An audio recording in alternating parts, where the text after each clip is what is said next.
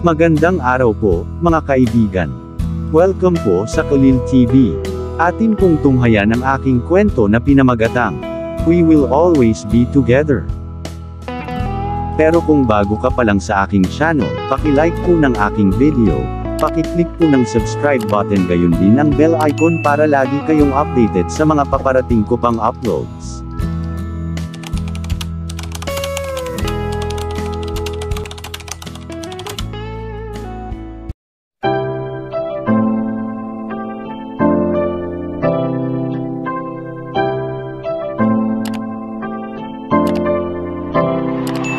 Kulil TV.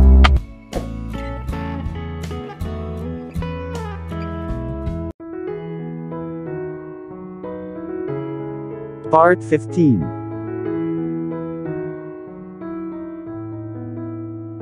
Nagpalipas ng ilang minuto sina Ivana at Cassandra sa labas ng hair salon, nagplano para sa katapusan ng linggo.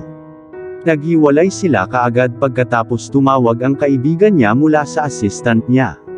Isang bagay tungkol sa isang sumabog na pipe. God, hindi ako sanay sa business na ito. Bulong ni Cassandra habang sinusuot ang helmet at sumakay sa kanyang bike. Salamat ulit sa paggawa nito, tawag ni Ivana sa kanya habang pinagmamasdan siyang humiwalay sa gilid ng bangketa at tumakbo sa kalye, patungo sa kanyang studio na hindi masyadong malayo sa Civic Theater. Tumingon si Ivana sa kanyang sasakyan at napabuntong hininga habang hinahawakan ang kanyang buhok. Sana panaginip lang ang lahat, at hindi nabaliw si Franco sa gunting. Hindi bababa sa ito ay malambot, aliw niya sa sarili habang binubuksan ang kanyang pinto. Nakakamangha rin ang amoy, kaya ayan. Papasok na sana siya sa likod ng manibela nang tumunog ang phone niya. Pribadong numero iyon, at sa kabila ng pagsasabi sa kanya ng common sense na huwag, dahil ang sinumang nasa kabilang dulo ay tumatawag lamang upang ibenta ang kanyang insurance o iba pang ganoong mga serbisyo na hindi niya posibleng bayaran, sinagot niya ang kanyang telepono. Ivana, si Gibby ito, may oras ka ba ngayon para makipag-chat? Oo, marami siyang oras ngayong wala na siyang trabaho. Ngunit, mas gugustuhin niyang iwasan ang anumang mabilisang pakikipag-chat kay Gibby o sinuman mula sa Jackson Logistics. Ginugol niya ang isang malaking bahagi ng kanyang gabi sa paikot-ikot habang ang kanyang isip ay tumatakbo sa kanyang pagtatagpo kay Juan Carlos. Nang nagawa niyang ipikit ang kanyang mga mata, sa wakas ay makalipas ang 3:00 ng madaling araw, pinagmumultuhan niya ang kanyang mga panaginip. Kaya ang pakikipag-chat sa sinumang malapit sa kanya, lalo na pagkatapos ng kanilang battle royale, ay tiyak na magbibigay sa kanya ng matinding pagkabalisa. Nandyan ka pa ba? Si Gibby ay mukhang hindi sigurado at medyo desperado, ibang-iba sa hindi pagsang-ayon na babae na nagsuot ng permanenteng inis na ngisi sa kanyang mukha sa buong interview at orientation ni Ivana. Kung tumatawag ka para tanungin ako tungkol sa kontrata, huwag kang mag-alala. Napunit ko na, cool na sabi ni Ivana habang nilalaro ang strap ng handbag sa kanyang balikat. Sana hindi mo ginawa, sabi ni Gibby. Kailangan ka ni Mr. Jackson sa trabaho ASAP.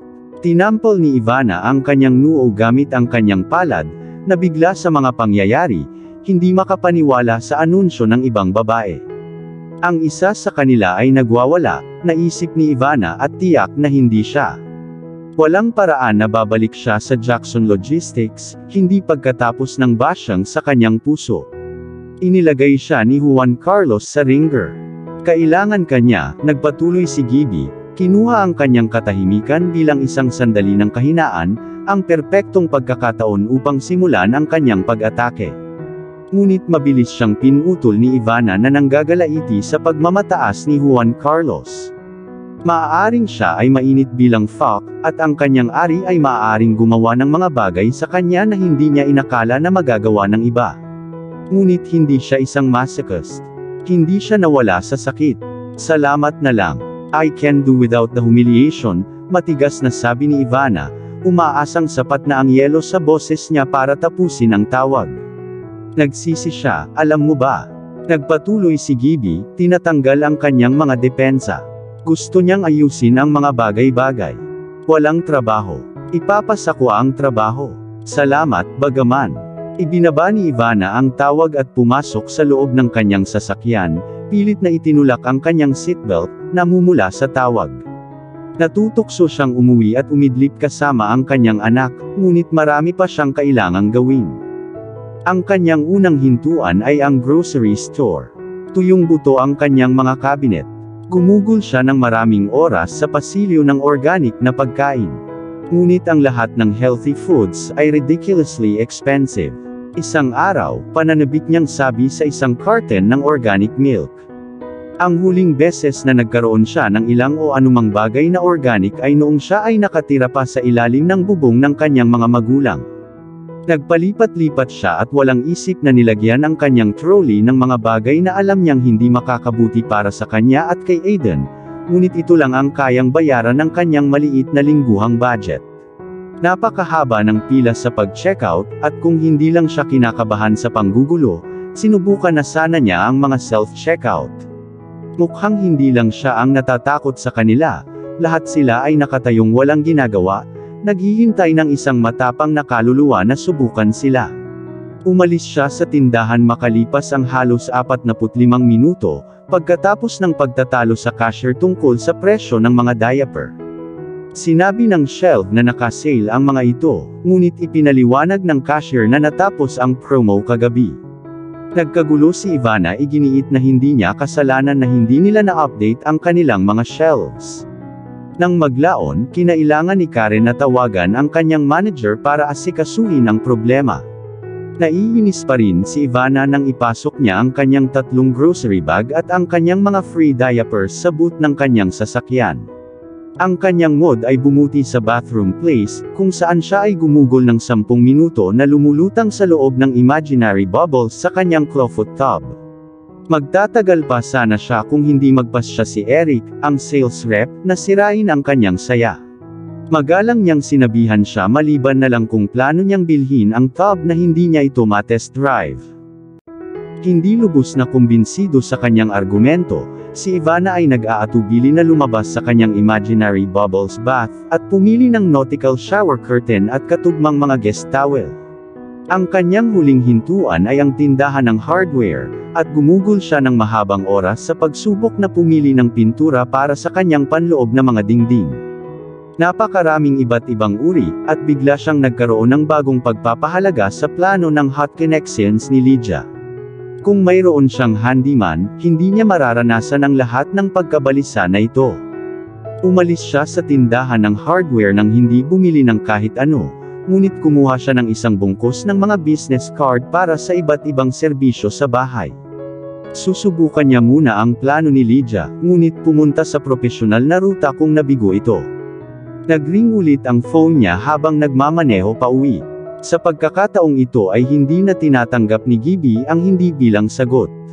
Kung si Ivana ay hindi makapunta sa kanya, malugod niyang gagawin ang paglalakbay sa kanyang lugar.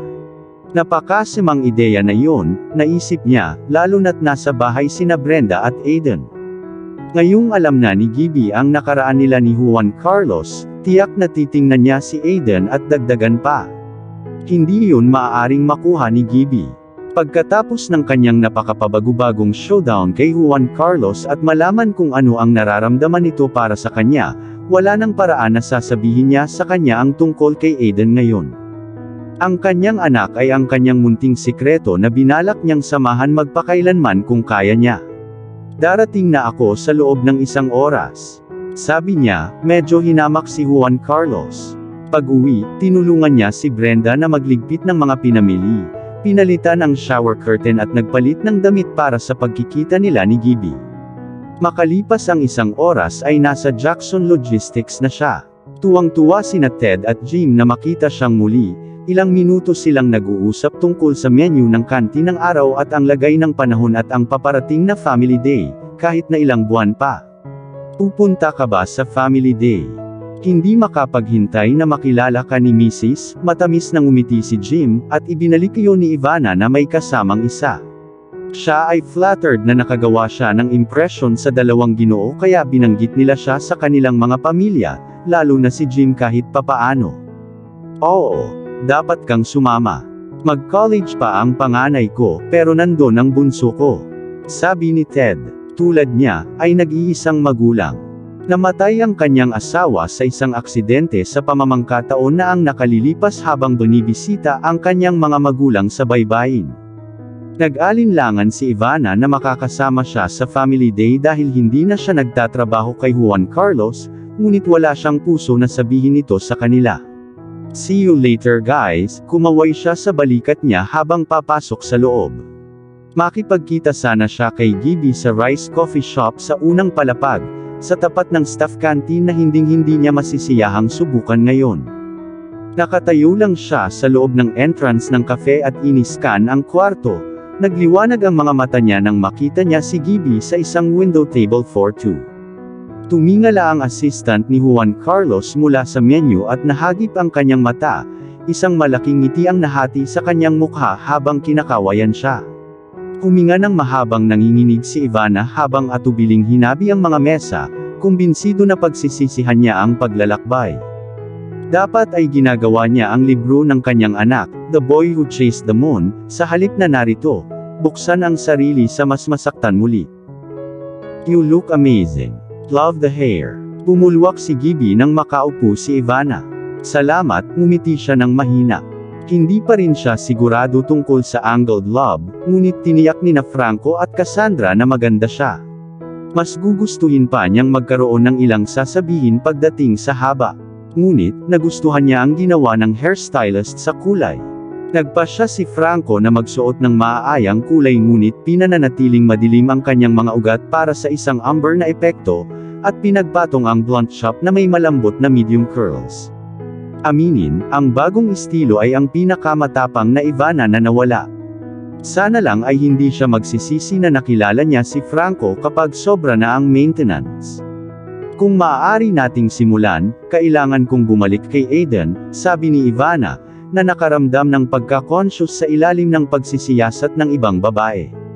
Siyempre, pero gusto mo bang uminom o makakain? Tanong ni Gibby. Tumingin si Ivana sa menu card at kumuha ng slice ng tiramisu at chai latte. Mahusay na pagpipilian, magkakaroon ako ng pareho. Ngunit dapat talaga akong lumayo sa sugar, sabi ni Gibby, at nagtaka si Ivana kung bakit. Siya ay tumingin ng kamangha-mangha para sa kanyang edad at may taas upang itago ang labis na timbang, hindi na siya ay nakakakita ng anuman. May dumating na waitress sa gilid nila para kunin ang order nila. Nagdagdag si Gibby ng ilang opsyonal na extra. Para kay Aiden, sabi niya nang muli silang dalawa. Salamat, ngunit hindi mo kailangang gawin iyon, bulong ni Ivana. Nakikita niya mismo sa pamamagitan niya, sinusubukan niyang suhulan ang kanyang paraan para magbago ang isip niya. Hindi siya mahuhulog dito. Bakit mo ako tinanong dito? Tanong ni Ivana habang kinukuha ang rustic, Scandi decor. Ngunit ang musika ang nagbigay sa lugar ng kaakit-akit na kapaligiran. Tinugtog nila ang dalawa sa kanyang paboritong indie, mga folksy na kanta mula nang maupo siya. Rice Coffee Shop ang vibe niya. Nakikita niya ang kanyang sarili na nabasag sa kanilang mga chai latte habang ginagawa niya ang kanyang libro, na maluwag na batay sa pagkahumaling ng kanyang anak sa buwan. Dahil mabagal ang kanyang freelance na trabaho, nagpasya siyang subukan ang kanyang kamay sa pagsusulat. Siya ay isang napakahusay na illustrator, alam niya yon. Ngunit ang pagsusulat ay nakakatakot, nakakakilabot. Gayunpaman, binalak niyang tapusin ang kanyang maliit na proyekto hanggang sa huli. Hindi dahil gusto niyang yumaman sa libro, hindi man lang niya naisip na ito ay sapat na upang maabot ang mga tindahan ng libro. Ngunit binalak niyang mag-print ng kahit isang kopya lang kapag natapos na ito bilang isang alaala para kay Aiden. Masama ang pakiramdam ni Mr. Jackson tungkol sa kahapon, sabi ni Gibby, ibinalik ang atensyon niya sa dahilan ng presensya niya roon. Saang bahagi? Tanong ni Ivana habang nakayuko at nakahawak sa kanyang baba sa kanyang mga kamay, ang kanyang mga siko ay nakatanim ng matatag sa mesa. Napakamot sa baba si Gibby na halatang nagulat sa tanong niya. Aling bahagi ang nararamdaman ni Mr. Jackson? Dahil marami siyang sinabi at ginawa iyon na hindi nararapat. I'm sorry, sabi ni Gibby na nakatitig sa kanya. Diyan ka nagkakamali, umiling si Ivana. Hindi ka dapat humingi ng tawad para kay Juan Carlos. Wala kang ginawang masama. Tama ka, pero hindi na siya naging pareho simula nang mawala ka 2 years ago, sagot ni Gibby at hinawakan ang kamay niya. I'm telling you this in confidence. Ang kanyang pamilya ay hindi alam ang alinman sa mga ito, at walang ibang tao sa business ang nakakaalam, para sa malinaw na mga kadahilanan. Kaya, kung magagawa mo, mangyaring itago ang impormasyong ito sa iyong sarili. Nagkibit-balikat si Ivana ng walang pag-iingat, ayaw makaramdam ng kahit katiting na awa sa lalaki. Dinurog niya ang puso niya, sinabihan siya ng maraming masasakit na bagay nang hindi niya pinapansin kung gaano siya masasaktan sa mga salita nito. Kung napakalaking sikreto, siguro hindi ko rin dapat malaman. It involves you, anunsyo ni Gibby. Ano man ang nangyari sa inyong dalawa ay sinira si Juan Carlos sa isang punto na kailangan niyang magpatingin sa isang therapist 1 beses sa 1 linggo. At siya ay sa nakalipas na 2 taon. Hindi ko alam ang detalye ng mga problema niya, pero alam kong seryoso ito dahil kinukuha ko siya doon. Hindi ko pa rin makita kung bakit ako nandito, sabi ni Ivana. Napatigil siya nang bumalik ang waitress dala ang order nila at ang kahon ng cake na may laman na goodies ni Aiden na hindi niya kakainin dahil bawal siyang magkaroon ng anumang bagay na maaaring mag-trigger sa kanyang allergy. Iyon lang ba, mga babae? Tanong ng waitress na ikinabulag niya ng kanyang ngiti. Oh dear, salamat, binigyan siya ni Gibby ng isang kaakit-akit na ngiti sa kanyang sarili, na pinapunta siya sa kanyang masayang paraan. Pinagmamasdan ni Ivana ang dalagang nagmamadali sa loob ng silid habang pinupulot niya ang mga ginamit na plato at tasa at nagpupunas ng mga mesa, at hindi niya maiwasang mainggit dito. Ang waitressing ay hindi ang pinakamahusay na trabaho, at ito ay hinihingi sa booth, ngunit hindi bababa sa ang batang babae ay may layunin. Bagay na kulang sa kanya lately. Bumalik siya sa kanyang tasa, nakangiting nagkasala nang mahuli niya ang pag-aalala sa mga mata ni Gibby, nag-space out na naman siya. Kinuha ng personal assistant ni Juan Carlos ang kanyang tasa at hinigop ang kanyang chai. Naniniwala ang kanyang therapist na ikaw ang susi sa kanyang paggaling. 2 taon ka na niyang hinahanap. Ang anunsyo ay nag-iwan kay Ivana at nawala ng salita. Biglang kumirot ang puso niya para kay Juan Carlos at inisip niya kung ano ang ginawa nito na nagdulot sa kanya ng labis na pagkabalisa. Matagal siyang natahimik, pinoproseso ang mga sinabi ni Gibby. Hanggang sa humihingi siya ng tawad sa kanya, hinding-hindi siya magdadahilan o mapapatawad ang kanyang pag-uugali. Ang kanyang mga kilos ay hindi bababa sa kapintasan, ngunit kung ang sinabi ng kanyang assistant ay totoo, ang kanyang galit, ang paraan ng pananakit niya sa kanya ay may katuturan sa konteksto ng bagong impormasyong ito. Pero, sinabi niya na wala akong ibig sabihin sa kanya, at nagsisisi siyang nakilala niya ako. Sa tingin ko, maaaring mali ang lahat ng ito.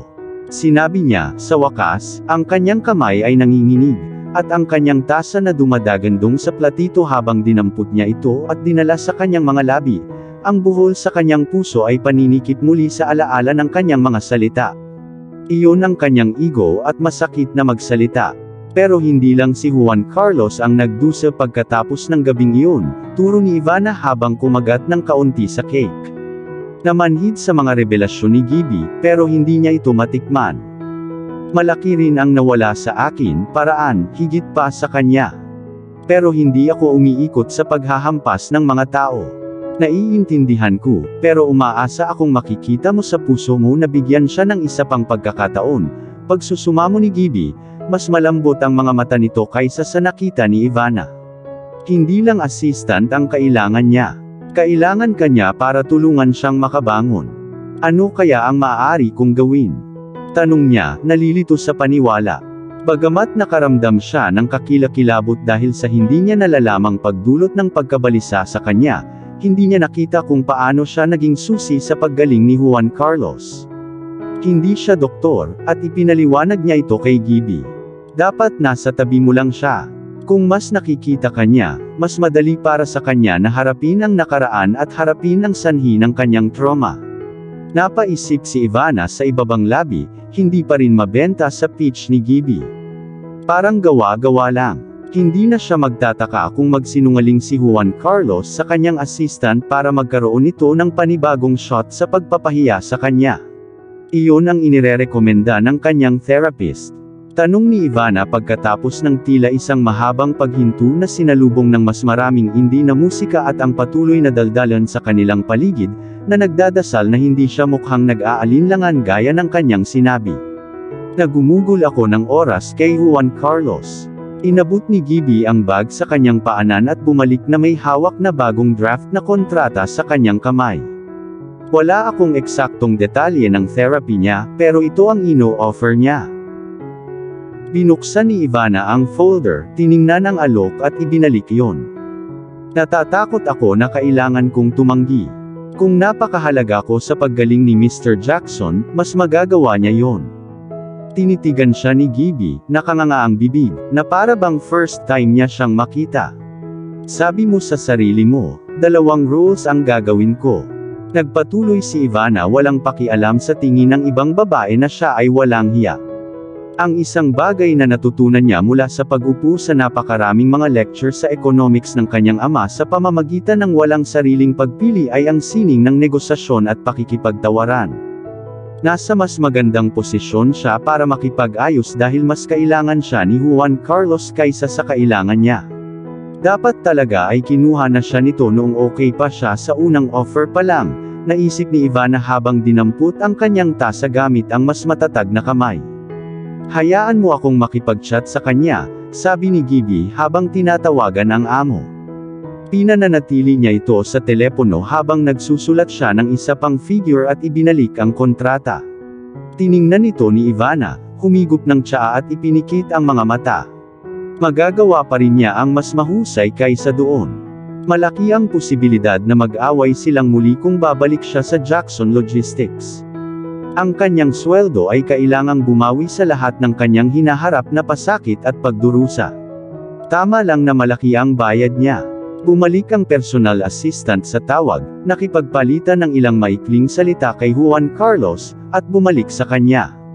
Ito ang pinakamataas na gusto niyang puntahan. Tumango si Ivana at tinitigan ang ibang babae. Ito ay higit pa sa inaasahan niya.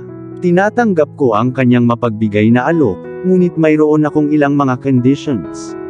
Bumalik si Gibby kay Juan Carlos. Mr. Jackson, mayroon kaming deal, ngunit mayroon siyang ilang mga kondisyon.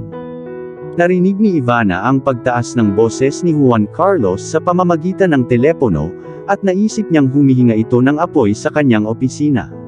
Pero wala siyang pakialam, kung hindi dahil sa init ng ulo niya, wala siya sa ganito, gulo, sa simula. Maglilingkod sa kanya ng tama, naisip niya, isang multo ng ngiti na sumasayaw sa kanyang mga labi. Dapat talaga ay tinatrato niya ito ng mas mabuti nang magkaroon siya ng pagkakataon. Ngayon ay magbabayad siya sa kanyang asno para sa kanyang bastos na pag-uugali. Binaba ni Gibby ang tawag at naghatid ng masamang balita. Gusto kanyang pumasok ng 6 AM bukas, at hindi ka makakapagdagdag ng anumang kondisyon o hindi na ang deal. Ngunit hindi makakarating ang sitter sa oras na iyon. Problema mo yan, Miss Gonzalez. Sa dami ng hinihingi mo, which is daylight robbery, by the way, you should have known it will come at a price, iritadong sabi ni Gibby. Papalapit na ang bagong kontrata. Dapat lang ba akong gumulong? Inis na tanong ni Ivana sa ginagawa ni Gibby na parang pera niya. Siyempre hindi, inubos ng assistant ang kanyang piraso ng cake at inubos ang kanyang tsaa. Ngunit dapat mong malaman na ang iyong napakataas na sweldo ay darating na may maraming hindi makatwirang mga kahilingan. Sana ay matupad mo ang lahat. Bago pa man mahawakan ni Ivana ang kanyang mga salita ng pag-iingat, lumitaw si Clara sa kanilang tabi dala ang bagong kontrata. Niyakap niya si Ivana na parang magkaibigan na sila at naghintay habang pinipirmahan niya ang mga dokumento. Makalipas ang 3 minuto, tumakbo si Clara palabas ng coffee shop dala ang kopya ng HR, naiwan silang mag-isa muli. Natalo ka na ng isang buong araw sa training, bukas ay napakahaba. Iminumungkahi kong magpahinga ka ng marami ngayong gabi, masiglang sabi ni Gibby. Masasabi ni Ivana na naiinis pa rin siya sa husay niya sa negosasyon, pero wala siyang pakialam. Nasa isip na niya ang milyong bagay na magagawa niya sa kanyang bagong karapat-dapat na sweldo. Ngayon ay makukuha na niya kay Aiden ang mga earth-friendly na diaper na nakita niya sa tindahan. Kailangan niyang tumawag sa bangko para malaman ang tungkol sa pagse-set up ng trust. At sa isang punto sa kanyang katapusan ng linggo, sa pag-aakalang ang dragon na humihinga ng apoy ay walang plano para sa kanya, babalik siya sa bathroom place upang kunin ang kanyang tub. Mas mabuting huwag na lang ibenta ni Eric. Ivana, pinitik ni Gibby ang kanyang mga daliri sa harap ng kanyang mukha. Yes, Gibby.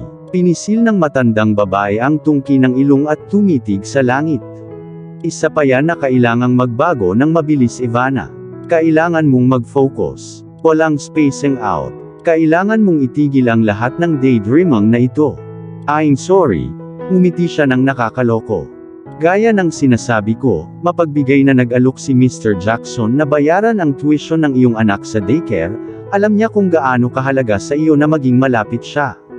Hindi, napaisip si Ivana. Oo, kailangang makaligtaan ni Aiden ang magarbong sleeping pod at high-tech na computer room at walang kapantay na paraan ng pagtuturo, ngunit mahusay si Brenda sa kanya.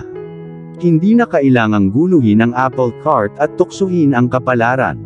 Inubos niya ang malamig na chai niya at ibinaba ang tasa ng mas malakas kaysa kinakailangan. Salamat, ngunit kailangan kong tanggihan. Mayroon akong sitter para kay Aiden, at gusto niya. Pero makikita mo siya sa lunch break niyo kung nandito siya. Napag-isipan ko na, kailangan kong ituon ang buong lakas ko sa paglilingkod kay Mr. Jackson. Wala akong anumang distractions. Sa kauna-unahang pagkakataon mula nang magsimula ang kanilang pagkikita, nakita ni Ivana ang isang bagay na malapit sa paghanga sa mukha ng ibang babae habang nakatitig sa kanya. Sa ugali na iyon, malayo ang mararating mo. Tumango si Gibby bilang pagsang-ayon. Ngayong tapos na siyang pumirma sa kasunduan sa Diablo, sa kabila ng common sense na nagsasabi sa kanya na tumakbo para sa kanyang buhay, nagdahilan si Ivana sa sarili. Kailangan niyang bumalik kay Aiden para sa kanilang pamamasyal sa playground. Tumayo siya mula sa kanyang upuan, hinimas ang kanyang checkprint na flared na damit at inayos ang kanyang salamin. Salamat sa cake at tsaa. Kita tayo bukas ng alas 6 ng umaga. Not so fast, pinigilan siya ni Gibby at dinala siya sa security team sa ikalawang palapag para ayusin ang kanyang access card. Pagkaraan ng 10 minuto, isinabit ni Ivana ang kanyang bagong gawang access card sa kanyang leeg, medyo nabigla sa kanyang larawan. Iyon ang kauna-unahang access card kung saan siya tunay na masaya, at alam niyang kailangan niyang pasalamatan sina Franco at Cassandra para doon. Unti-unti siyang nag-iinit sa bago niyang hitsura. Don't be late. Paalala ni Gibby habang naghihiwalay sila sa elevator. Bumalik ang personal assistant sa kanyang marangyang opisina sa ika-36 na palapag, habang si Ivana ay umakyat sa hagdanan patungo sa ground floor. Kahit na pinapatay siya ng kanyang Jimmy Choos, hindi siya ang taong iyon. Hindi siya sumasakay ng elevator para umakyat o pababa ng 2 palapag. Nakangiti siya sa bago niyang kontrata habang papunta siya sa parking lot, masaya sa kanyang bagong sweldo. Napakaraming mga zero. Mabilis niyang binilang ang mga ito, sinisiguradong walang nalampasan si Clara o HR ng A-type nila ang bagong kasunduan. 1, 2, 3, 4, 5, 5 zero. 5 nakakatakot na zero. Iniisip niya ang lawak ng problema ni Juan Carlos. Tiyak na malubha para sa kanya ang sumang-ayon sa ganoong katawa-tawang halaga, at sa isang maikling segundo, naramdaman niyang siya ang pinakamasamang tao sa mundo para sa pagsasamantala sa isang may sakit na tao. Ngunit ang anumang pagkakasala na maaaring nadama niya ay nawala nang maalala niya ang paraan ng paghampas nito sa kanya.